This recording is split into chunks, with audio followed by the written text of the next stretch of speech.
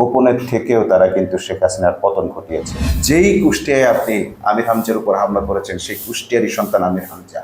তাকে আপনারা যদি খুব সহজভাবে নিয়ে থাকেন, খুব ভুল করেছেন। আমরা দেখলাম যে কুষ্টিয়ায় শেষ পর্যন্ত আবার সেই সর্বহারাদের রাজনীতি ফিরে আসছে, ইনোমেননদের রাজনীতি সেখানে আবার প্রতিষ্ঠিত হতে যাচ্ছে। গতকাল আমরা দেখলাম যে আমাদের এমপি আমির হামজার ওপর সশস্ত্র হামলা হয়েছে, তার গাড়ি ভাঙচুর করা হয়েছে এবং তার গায়ে ইটপাটকেল নিক্ষেপ করা হয়েছে। মানে গাড়িতে যে হামলাগুলো করা হয়েছে সে হামলায় সে নিজেও আহত হয়েছে। বাংলাদেশের একজন জাতীয় সংসদ সদস্য, একজন এমপি যদি নিরাপত্তা না পায়, তাহলে সেটি কি সরকারের ব্যর্থতা নাকি সেটি সরকারের সাফল্য, সেটি এখন মানুষ ভাবতে শুরু করেছে। প্রায় 1-1.5 বছর আগের একটা আলোচনাকে কেন্দ্র করে তারা এখন মব সৃষ্টি করে এমপি আমির হামজার উপরে হত্যার উদ্দেশ্যে তারা হামলা করেছে।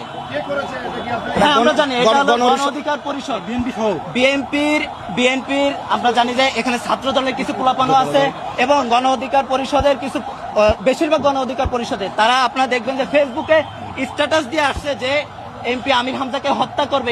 আমাদের কাছে স্ক্রিনশটও আছে, আপনারা চাইলে দিতে পারবো। তারা দুপুর থেকে এই ফেসবুকে তারা কিন্তু এমপি সাহেবের উপরে আক্রমণ করবে, হত্যার উদ্দেশ্যে এইভাবে একটা আক্রমণ চালাবে। তারা কিন্তু পূর্ব পরিকল্পিত ভাবেই কিন্তু তারা অতর্কিত ভাবেই কিন্তু এই হামলাটি করেন। এমপি সাহেবের গাড়িতে ইট মারছে, এমপি সাহেবের গাড়িটা ভেঙে গেছে, আপনারা দেখতে পারেন, এবং এমপি সাহেবের গায়েও লাগছে একটা ইট, এবং আমরা এখনো জানি না কি অবস্থায় তিনি আছেন। তার একটা ইট লাগছে, তার গাড়ি ভেঙে ফেলছে। আমাদের 10 থেকে 12 জনের অবস্থা খুবই খারাপ, কারো মাথা ফেটে না। আমরা গাড়ির ভিতরে ছিল 5 জন, তার ভিতরে একজনকে লেগে সে খুবই গুরুতর অবস্থা খারাপ।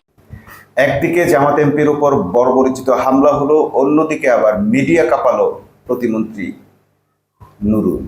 তিনি কি বললেন? তিনি বললেন যে জামাত তার স্বরূপে ফিরে এসেছে। রক্কাটা ছাত্র শিবির, জামাত শিবির তারা আবার তাদের নিজস্ব আগের রূপে ফিরে এসেছে। একজন প্রতিমন্ত্রী যখন এই ধরনের বক্তব্য দেন, তখন মিডিয়ার উচিত তাকে প্রশ্ন করা যে আপনার কাছে কোনো প্রুফ আছে যে জামাত শিবির রক্কাটে কিংবা জামাত শিবির যে সেদিন আপনাদের উপর হামলা করেছে, সশস্ত্র হামলা করেছে, এরকম কোনো প্রুফ আছে?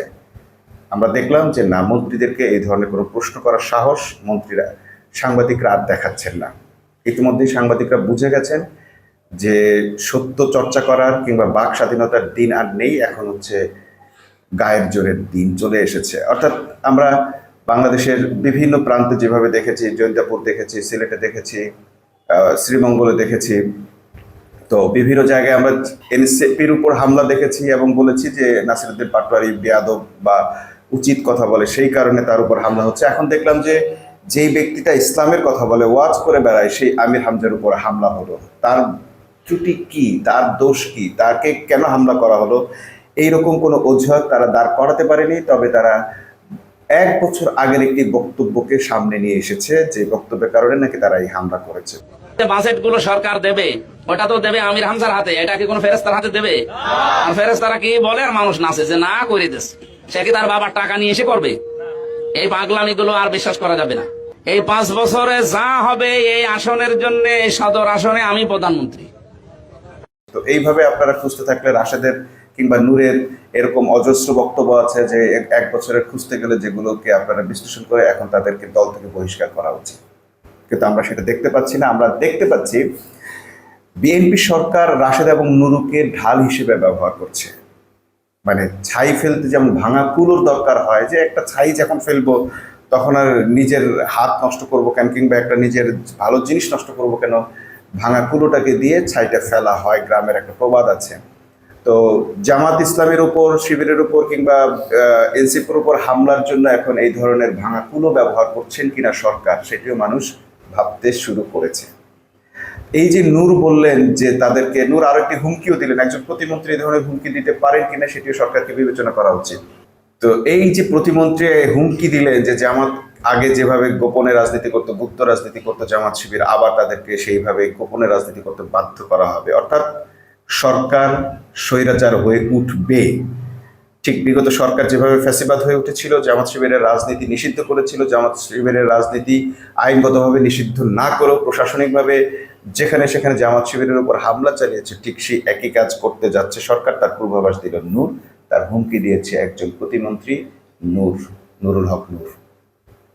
আমরা জানি যে এসব ঘটনার কোনো বিচার আসলে কোথাও পাওয়া যাবে না, কারণ বাংলাদেশ আসলে ঘোষণা দিয়েই হোক আর অঘোষিতভাবেই হোক নতুন একটি ফ্যাসিবাদের কবলে পড়ে গেছে, যে কারণে আমরা দেখছি কোনো হামলার এখন পর্যন্ত সুষ্ঠু তদন্ত কিংবা বিচার হয়নি। বিরোধী দলের উপর হামলা করে একের পর এক পার পেয়ে যাচ্ছে সরকারি দল, সরকারি দলের অঙ্গ সংগঠনগুলো। তাদের সঙ্গে যারা ক্ষমতার ভাগ বাটোয়ারা করেছে তারাও এই কাজে মোটামুটি এখন বেশ সিদ্ধহস্ত হয়ে উঠেছে এবং তাদেরকে দিয়েই এই কাজগুলো করানো হচ্ছে। তো এই যে চলছে বাংলাদেশের রাজনীতি, এইরকম রাজনীতিতে যেটা হয় সেটা হচ্ছে যে মানুষ প্রথমত শক্তি প্রদর্শন করে বেঁচে থাকতে চায়, কিন্তু যখন সে দেখে যে না, শক্তি প্রদর্শন করেও তারাই বরং ক্ষতিগ্রস্ত হচ্ছে, কারণ আইন প্রশাসন যেদিকে থাকে সরকারি দলের দিকেই সবসময় থাকে এবং আসলে তাদের সঙ্গে শেষ পর্যন্ত লড়াই করে টিকে থাকা যায় না, তখন তারা সত্যি নুরুল হক নূর যেটা বলেছে যে তখন তাদেরকে গুপ্ত হয়ে যেতে হয়, আড়ালে চলে যেতে হয়, গোপনে রাজনীতি করতে হয়। নুরুল হক নূর, আপনার হুমকিকে স্যালুট জানাচ্ছি। আপনি একেবারে খোলামেলা সেই হুমকিটাই দিলেন যে জামাত শিবিরের রাজনীতিকে আবারও গোপনে চলার মতো ব্যবস্থা করে দিবেন। তো সেই ক্ষেত্রে জামাত শিবিরও কিন্তু আপনাদেরকে চ্যালেঞ্জ দিতে পারে, সেটি হচ্ছে গোপনের থেকেও তারা কিন্তু শেখ হাসিনার পতন ঘটিয়েছে। গুপ্ত থেকেই জামাত শিবির গুপ্ত থেকে ঢাকা বিশ্ববিদ্যালয় থেকে ছাত্রলীগকে যেভাবে ঝেঁটিয়ে বিদায় করেছে, জামাত শিবির যেভাবে গোপনে থেকে ফ্যাসিবাদের মূলোৎপাটন করেছে, আপনারা প্রস্তুত থাকুন, ফ্যাসিবাদকে আবারও জামাত শিবির গোপনে থেকে হলেও মূলোৎপাটন করবে। অতএব আপনারা যদি মনে করেন যে আজকে ক্ষমতায় আছেন বলে যা কিছু খুশি করে যাবেন এবং আপনারা পার পেয়ে যাবেন, সেটা কিন্তু আসলে সম্ভব হবে না। এটা গেল নুরুল হক নূরের হুমকির জবাব। দ্বিতীয় প্রসঙ্গ হচ্ছে প্রধানমন্ত্রী তারেক রহমান, যিনি কিছুদিন আগেও বেশ সাদা একটা ইমেজ মানুষের সামনে উপস্থাপন করেছিলেন, ক্রিয়েট করতে সক্ষম হয়েছিলেন, কিন্তু এই মুহূর্তে আমরা দেখতে পাচ্ছি যে তিনি তার আসল চেহারা দেখাচ্ছেন। তিনি যেভাবে সচ্চারচার কথা বলেন, তিনি সেভাবেই বলতে পারতেন যে বিরোধী দলকে আমন্ত্রণ জানাতে পারতেন, আসুন বিদ্যুৎ সমস্যার সমাধান আমরা সকলে মিলে করি, কিন্তু তিনি সেটা না করে বিরোধী দলকে 11 দলকে চ্যালেঞ্জ ছুড়ে দিয়েছেন, যদি আপনাদের কাছে 3 মাস কিংবা 3 মাস না 6 মাসের মধ্যেও কোনো সমাধান থাকে, সমাধান দেন, আপনাদের প্ল্যান, আপনাদের পরিকল্পনা, আপনাদের সমাধান আমরা মেনে নেব, যদি না পারেন তাহলে দয়া করে এই ধরনের বিভ্রান্তি ছড়াবেন না। তাদের প্রতি আমি চ্যালেঞ্জ ছুড়ে দিলাম, যেই বিদ্যুতের সমস্যা রয়েছে, যেই গ্যাসের সমস্যা রয়েছে, সেইটি সমাধানের জন্য তারা যদি সরকার থেকে ভালো কোনো পরিকল্পনা নিয়ে আসতে পারে, যে পরিকল্পনা আগামী 3 মাসের মধ্যে, বাদ দেন 3 মাস, আরো 3 মাস আমি তাদেরকে দিলাম, যদি 6 মাসের মধ্যে তারা সমস্যার সমাধান করতে পারে, তাহলে তাদের প্রত্যেকটি পরিকল্পনা আমরা বাস্তবায়ন করব। মানুষকে বিভ্রান্ত করবেন না, এটা একটা। দ্বিতীয়ত কথা বলেছেন যে আপনারা হারিকেন সামনে রেখেছেন অথচ আপনাদের পেছনে ফ্যান চলছে, বিদ্যুৎ না থাকলে ফ্যান চলে কিভাবে? খুবই চমৎকার কথা, কিন্তু আমরা জানলাম যে আসলে এই ধরনের আয়োজনগুলো যখন করা হয় তখন বিকল্প জেনারেটরের ব্যবস্থা করা হয়, কারণ মাইক চলে সাধারণত জেনারেটর মাধ্যমে, ব্যাটারির মাধ্যমে, এবং সেই মুহূর্তে সত্যি কারেন্ট ছিল না, জেনারেটর মাধ্যমে ফ্যান চলছিল। আপনার চ্যালেঞ্জ কিন্তু শেষ হয়ে গেল। আরো একটি চ্যালেঞ্জ আপনি যেটি দিয়েছিলেন সেটি হচ্ছে 3 থেকে 6 মাসের মধ্যে এর কোনো বিকল্প সমাধান বিরোধী দলের কাছে আছে কিনা। বিরোধী দল থেকেও সেটি জানানো হয়েছে যে সমাধান তাদের কাছে আছে এবং সেই সমাধান তারা ইতোমধ্যেই সরকারের কাছে পৌঁছানোর মতো করে পাবলিশ করেছে বিভিন্ন পত্রপত্রিকায়, মিডিয়ায়, এমনকি লিখিতভাবে তাদেরকে সেই সমস্যার সমাধানের কথা জানানো হয়েছে। এমনকি বিরোধী দল থেকে একটি সংসদে এরকম একটি আয়োজনেরও দাবি তোলা হয়েছে যে আসুন এটি সমাধানের জন্য আমরা বিকল্প পথ খুঁজে বের করি, আমাদের যে বিকল্প সমাধানগুলো দিয়েছি সেগুলো আপনাদের কাছে উপস্থাপন করি, আপনাদের পছন্দ হলে গ্রহণ করুন, পছন্দ না হলে বর্জন করুন।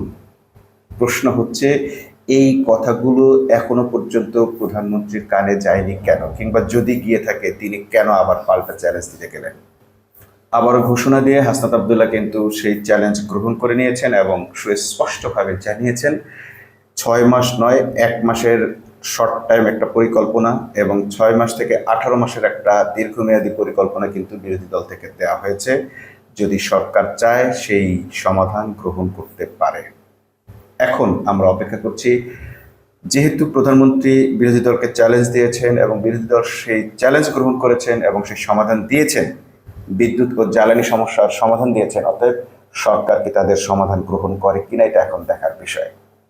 যদি সরকার তার নিজের ইগো বজায় রাখতে গিয়ে, নিজের ইগো ধরে রাখতে গিয়ে এই সমাধানকে উপেক্ষা করে, তাহলে তার জন্য সরকারকেই পস্তাতে হবে। কারণ আমরা দেখতে পাচ্ছি জনগণ রাজনীতি ঠিক যেভাবে অপছন্দ করে, রাজনৈতিক কর্মসূচিতে অংশগ্রহণ না করলেও তেল, গ্যাস, বিদ্যুৎ, জ্বালানি এবং দ্রব্যমূল্য বৃদ্ধির প্রতিবাদে কিন্তু রাস্তায় হাজারে হাজারে লাখে লাখে মানুষ নেমে আসে। কারণ মানুষ নিজের উপর হওয়া এই ধরনের জুলুম খুব বেশি দিন মেনে নিতে পারে না, তাকে দুবেলা দুটো অন্ন খেয়ে বেঁচে থাকতে হয়।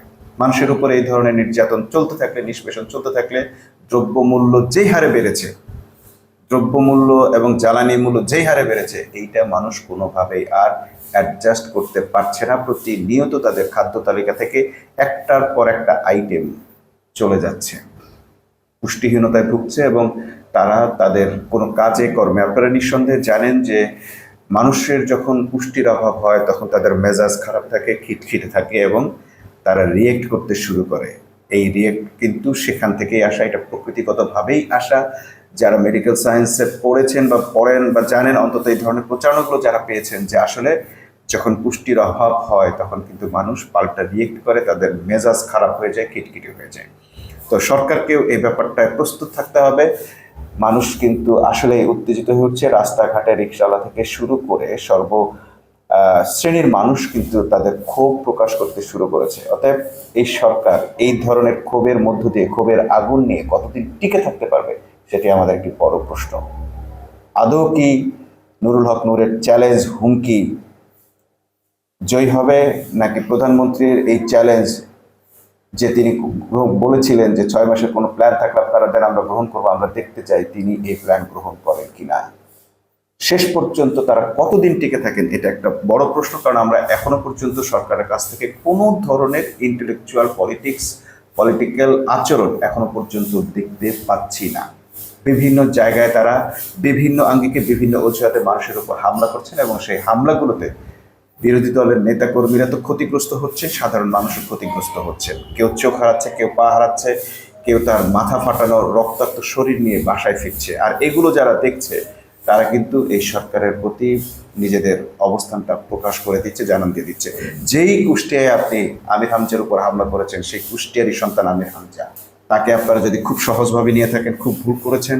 সে হয়তো এখন দলীয় কারণে একটু চুপ আছে বা নীরবে আইনি প্রক্রিয়ার মধ্য দিয়ে চেষ্টা করবে, কিন্তু যদি আইন তাকে প্রোটেক্ট করতে না পারে এবং সন্ত্রাসীদের কোনো বিচার না করে, তাহলে আপনারাও এর সমুচিত জবাব পাওয়ার জন্য অপেক্ষা করুন।